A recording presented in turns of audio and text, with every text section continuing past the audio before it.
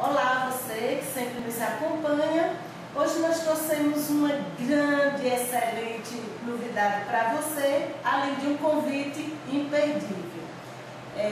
Todos nós sabemos que a Pizzaria O Refúgio, localizada na cidade de São João, completa este ano 20 anos de existência aí, nos brindando com o que há de melhor. E para comemorar em alto nível, a Pizzaria O Refúgio está convidando você a vir assistir o grande show de Gessie Quirino, intitulado Papel de Bodega.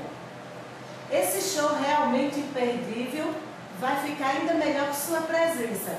E para os convidar, estamos recebendo aqui a visita da nossa amiga Claudete, que vai nos dar mais alguns detalhes. Claudete, obrigada por ter vindo, por ter aceito o nosso convite e contar aí quando vai ser realizado esse show. Eu agradeço o espaço que você me cedeu, obrigada por tudo.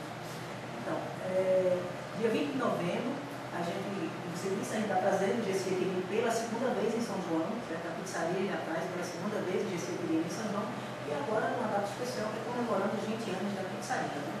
O evento será dessa vez realizado no Clube Municipal Areia Branca, por uma questão de espaço, certo? Gentilmente o município me cedeu o espaço e nós estamos aí com o evento marcado para o dia 20 de novembro, a partir das 21 horas. Contamos com todos, vai ser uma festa belíssima, certo? Estamos trabalhando para deixar o espaço bem aconchegante, todos os convidados estarão sentados, certo? E esperamos corresponder à altura aí do nosso poeta.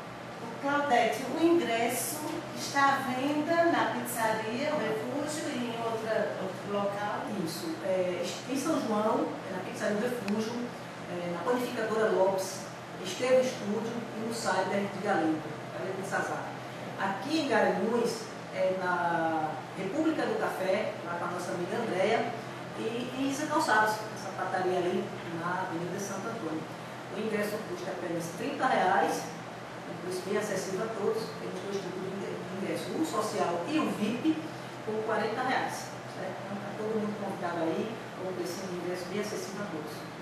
Ok. Claudete, obrigada pela presença. Esperamos que você volte antes da realização do evento e nos traga mais detalhes. Certo? Obrigada e sucesso desde já. Estarei presente nesse grande evento e espero você. Beijo. TV AG, a TV que interage com